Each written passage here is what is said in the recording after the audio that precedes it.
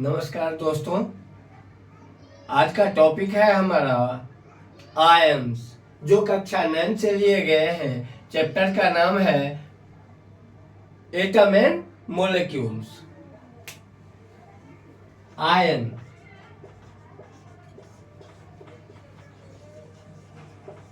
Ion क्या होता है? तो जब धातु और अधातु युक्त जितने भी यौगिक बनते हैं वो आवेशित कणों से बनते हैं। इन आवेशित कणों को आयन कहते हैं। अब ये आवेशित क्यों होते हैं और कैसे होते हैं?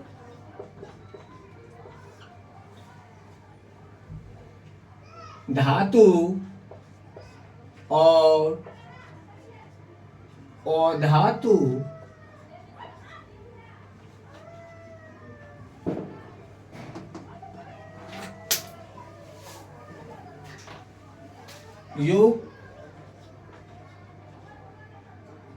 यौगिक आवेशित कणों से बने होते हैं।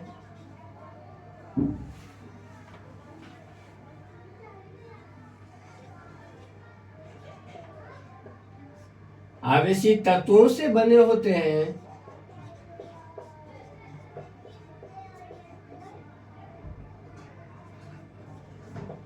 इन आवेशित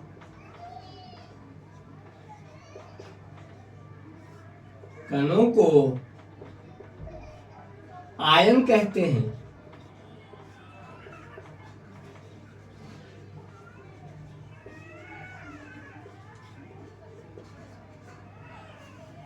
अब ये आयन दो तरह के होते हैं, धनायन और ऋणायन।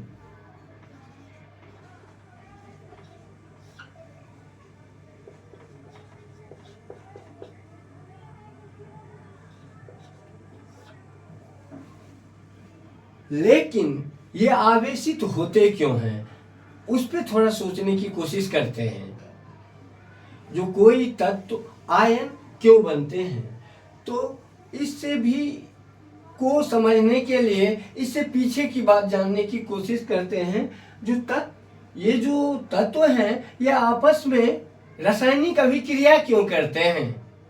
तो इसका फंडामेंटल कारण है, जो कोई भी तत्व अपने ऑक्टेट पूरा करने के लिए, अष्टक पूरा करने के लिए रासायनिक अभिक्रिया करते हैं। यानी अब अष्टक किसे कहते हैं? तो कोई भी तत्व जिनकी बाहरी कक्षा में 8 इलेक्ट्रॉन हो जाते हैं तो वो अष्टक पूरा या अपने आप को कंफर्टेबल अस्थाई हो जाते हैं।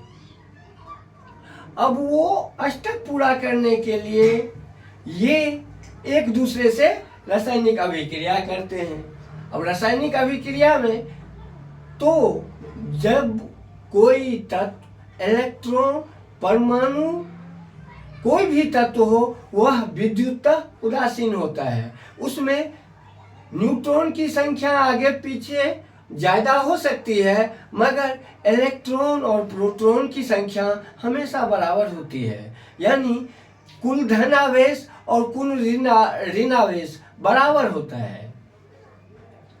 अब जब कोई तत्व अष्टक पूरा करने के लिए इलेक्ट्रॉन का त्याग कर देता है, तब क्या होता है? उसमें प्रोटॉन की संख्या ज्यादा हो जाती है, इलेक्ट्रॉन कम हो जाता है और वो धनायन बन जाता है। उस पे प्लस आवेश चार्ज हो जाते हैं। और जो तत्व उस इलेक्ट्रॉन को ग्रहण करता है उसमें प्रोटॉन की संख्या कम और इलेक्ट्रॉन की संख्या ज्यादा हो जाती है और वो ऋणायन बन जाते हैं। ऋणायन को एनायन कहते हैं और धनायन को केटायन कहते हैं। अब हम एक एग्जाम्पल के जरिए इसे और अच्छी तरह समझने की कोशिश करते हैं। एक धातु है सोडियम, जिसके एटॉमिक नंबर 11 होते हैं। अब इलेक्ट्रॉन का बंटवारा कैसे होता है?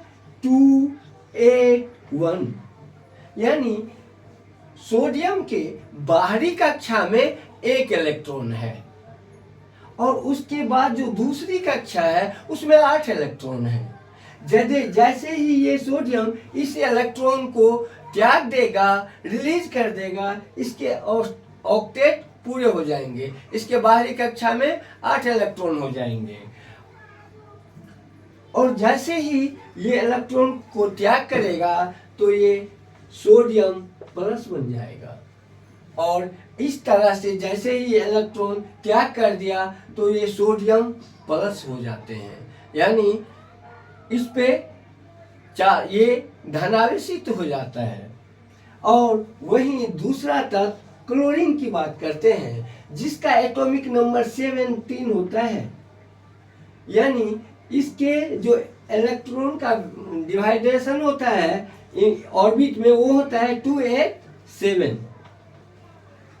ये इस ताक में रहता है जो कहीं से एक इलेक्ट्रॉन इसको मिल जाए, और जैसे ही मिलेगा इसके बाहरी कक्षा में इलेक्ट्रॉनों की संख्या 8 हो जाएगी, यानी ये भी अस्थायी हो जाएगा। लेकिन जैसे ही इलेक्ट्रॉन एक्सेप्ट करेगा तो इसके ऊपर ऋणायन यानी ऋणावेश की संख्या एक प्लस हो जाए ज़्यादा हो जाएगी और ये क्लोरीन माइनस कहलाएगा। और यह जब सोडियम प्लस और क्लोरीन निगेटिव आवेश ये दोनों मिलके जब यौगिक बनाते हैं तो ये NaCl बन जाता है, जो साधारण नमक कहलाता है के फॉर्मूले हैं। और ये सोडियम क्लोराइड के बीच में इन दोनों की जो बॉन्डेशन होती है वो काफ़ी मजबूत होती है, क्योंकि ये दोनों आवेशित कणों से बने होते हैं।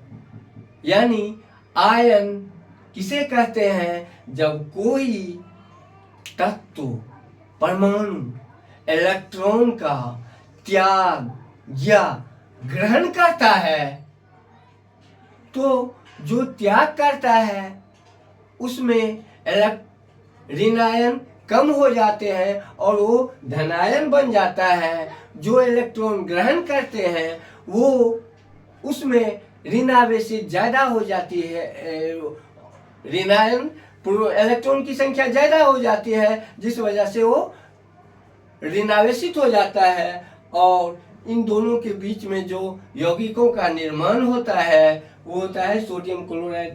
काफ़ी मजबूत होते हैं इन दोनों बंधन, आवेशित कणों से जो बंधन बनता है वो काफ़ी मजबूत होता है। इस तरह से आयन दो तरह के होते हैं, धनायन और ऋणायन, और ये अपने ऑक्टेट पूरा करने के लिए, अष्टक पूरा करने के लिए इलेक्ट्रॉन का त्याग और ग्रहण करते हैं, जिस वजह से ये तत्व आवेशित हो जाते हैं और इस आवेशित कणों को आयन कहते हैं। धन्यवाद। यदि हमारी वीडियो अच्छी लगे तो वीडियो को लाइक कर दीजिए और चैनल को सब्सक्राइब कर दीजिए। धन्यवाद।